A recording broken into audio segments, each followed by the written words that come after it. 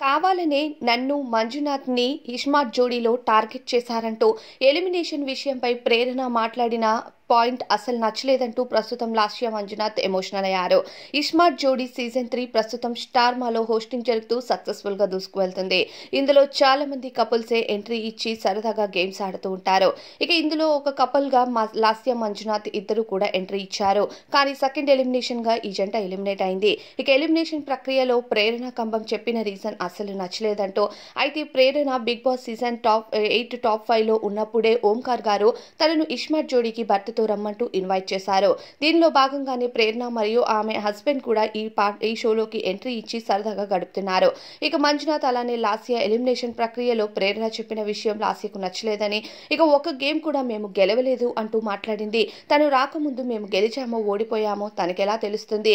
అయినా ఎలిమినేషన్ ప్రక్రియకు ఆమె చెప్పిన రీజన్ అయితే నాకు వర్తి అనిపించలేదు. ఎందుకో కాస్త యాటిట్యూడ్ షో ఆఫ్ చేస్తున్నట్టు అనిపిస్తుంది అంటూ ప్రేరణ పైన లాస్య ప్రస్తుతం ఘాటుగానే స్పందిస్తుంది. ఇక చాలా మంది లాస్య అభిమానులు ప్రేరణది తప్పు అని కామెంట్స్ చేస్తుంటే, ప్రేరణ బిగ్ బాస్ హౌస్ లో ఎలా ఉందో అందరికీ తెలుసు, అదే యాటిట్యూడ్ ఇస్మార్ట్ జోడీలో కూడా ఉంది అంటూ తనకి సపోర్ట్ చేస్తున్నారు.